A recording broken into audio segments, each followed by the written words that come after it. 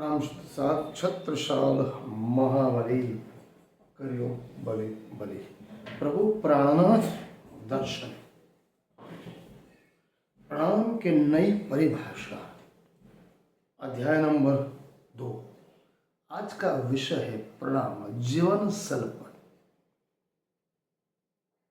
प्रणाम जीवन प्रभात मनुष्य जीवन में मनुष्य जीवन की जो स्नेह यात्रा है उसमें प्रणाम का शायद रिश्ता खून का रिश्ता चाहे न हो, लेकिन उसका जो रिश्ता है इतना जरूर हम सोच सकते हैं, विचार सकते हैं, अनुमान कर सकते हैं कि अवश्य एक दिल से दूसरे दिल को जोड़ने का रास्ता अगर है तो प्रेम भरा, स्नेह भरा, आनंद भरा, उल्लास भरा हृदय मन तन आत्मा में एकात्मता, समानता, भाईचारा, मानवता, अहिंसा, अपरिग्रह, सत्य, शिवम सुंदरम।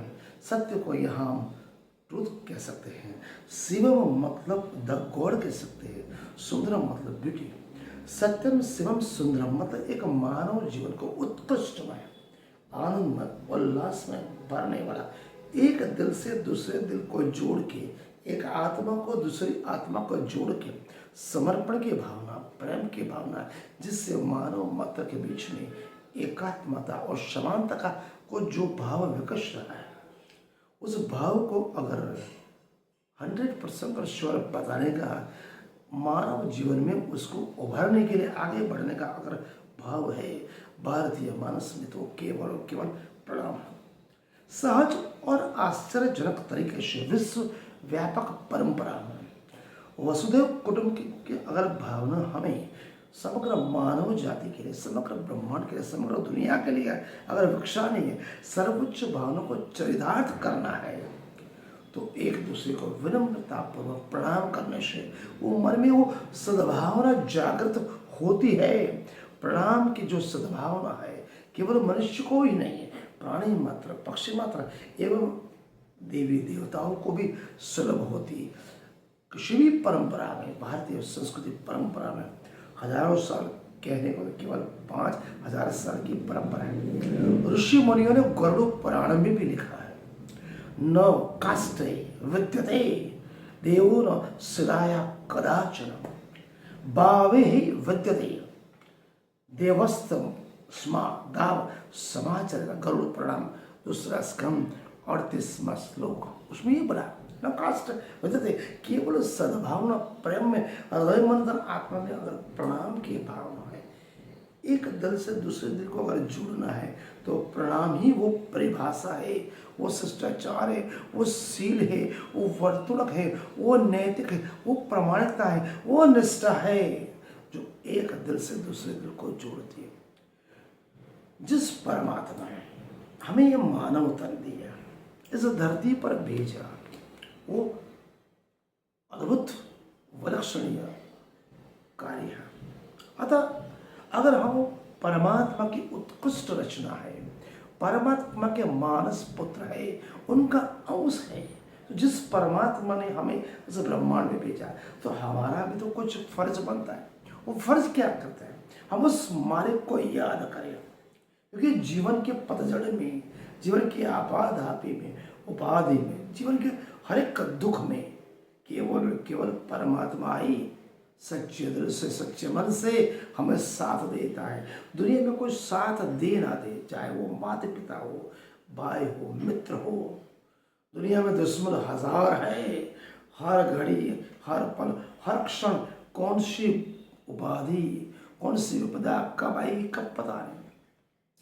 तो इस पतझड़ में अगर हमेशा साथ देने वाला हमारा परमात्मा ही है, तो अस जीवन का मूलभूत उद्देश्य क्या है? केवल और केवल परमात्मा के झलक पाना, परमात्मा के अनुरूप रहना, परमात्मा को अपने आप में, हृदय मन तन आत्मा में उतारना, यही जीवन की एक सच्ची परिभाषा। क्योंकि ये इस मानव जीवन में ही अतुल्य वो खजाना है। वो खजाना क्या है? अखंड खजाना, परमात्मा की प्राप्ति आप इसी जीवन में कर सकते हैं। इस वृथा श्वास को हमें गंवाना है। ये क्या कहा है? श्वास श्वास नजराम जपो, वृथा श्वास मत खोए, ना जानो इस इंड में कौन सुहागिन हो, कौन से जीव में, कौन से माया में, कौन से पुरुष से, कौन से प्राणी में, कौन से शरीर में वो आत्मा जो परमात्मा का अंश बैठी है, जो हमें मरने के लिए आतातुर है, हर घड़ी हमारा क्षण वेट कर रही, राह देख रही है। तो इस परमात्मा ने हमें जो जीवन दिया, उसको परमात्मा को दिल से चाहना, दिल से मिलना, उनसे अनुरूप बना, उनको पाना, वो हमारा जीवन का एक उत्कृष्ट नहीं अमूल्य अवसर है। तो उस दायित्व को इसलिए बोलते हैं, जैसे मानव जीवन का एक ही उद्देश्य है, परमात्मा को पाना। तो हम अपनी समझदारी से सामाजिक प्राणी के रूप में अपने अपने दायित्व को निभाएं एवं समाज की भलाई और समाज के उत्कर्ष के लिए केवल और केवल अगर व्यवहार रखना है तो प्रणमय व्यवहार तथा मानसिक विकास से बचे, तभी हम परब्रह्म परमात्मा को पा सकते। इसलिए सतत मनन चिंतन करें। निदान संप्रदाय मोहम्मद शिव प्राणनाथ जी महाराज के 18,758 कलजम स्वरूप में स्पष्ट लिखा है, अखंड मंडलाकार कोटि सूर्य सम प्रभा सिंहासन शमाय ध्याय ब्रह्म सनातन, केवल और केवल परब्रह्म परमात्मा को ही हम सच्चे दिल से जाग सकते हैं। वही हमें सकते, क्योंकि प्रणाम क्या है? मानव जीवन का नैतिक आधार है। वो महामूल्य जीवन शिल्प के बिना हमारा जीवन कैसा हो जाता है? शून्य। प्रणाम वो जीवन की आभा है जो जीवन को हरा भरा रखता है। प्रणाम ही शरीर में वो भाववर्धक जीवन रसायन, वो आयुर्वेदिक मेडिसिन का काम करता है, जिसके प्रयोग से मानव अपने आप को प्रणाममय बना देता है। प्रणाम के बिना जीना क्या? प्रणाम के बिना जीवन की गाड़ी, वो ब्रेक रहित गाड़ी, बिना ब्रेक की गाड़ी जो निरंतर चलती है, अगर रुक गई तो रुक गई, नहीं चलती नहीं चली। तो प्रणाम हमें क्या देता है? जीवन शैली,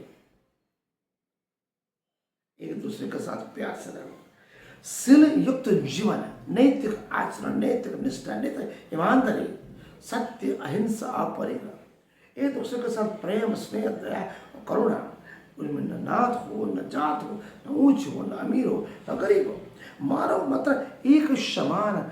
वो जो आपके मन की स्थायी वृत्ति को चंचल बनने से रोकता है। इसी महामूल्य नैतिक आचरण और व्यवहार की शुरुआत अगर सुबह की शुरुआत, दोपहर की शुरुआत, शाम की, किसी को भी मिले, केवल और केवल प्रणाम करने से एक दूसरे से दूसरे दिल का रास्ता जुड़ता है। वो आत्मा से आत्मा मिलती है, आत्मा से परमात्मा, वो परमात्मा को वो भी अंश है, हम भी अंश है।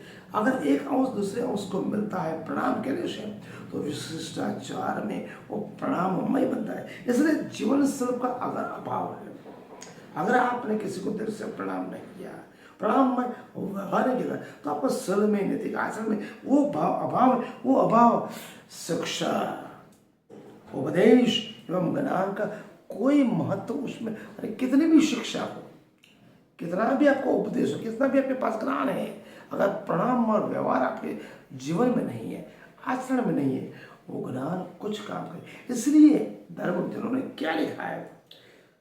शील बिना आदर्श श्रेष्ठता, तार बिना जनकार नहीं, शिक्षा साथ क्या सकेगी यदि नैतिक आधार नहीं, नैतिक मूल्य उत्कृष्ट नहीं है, जिसमें सच्चाई नहीं, प्रेम नहीं, सहा नहीं, शील का आचरण नहीं, वो उपदेश, वो ज्ञान और शिक्षा हमें कभी साथ नहीं। इसलिए कहते हैं प्रणाम, एक दूसरे के साथ दिल से दिल का झटका जोड़ने का आपका जीवन शिल्प मैंने थोड़ी संक्षिप्त में बताने का प्रयत्न किया। उसे मनन करें और चिंतन करें।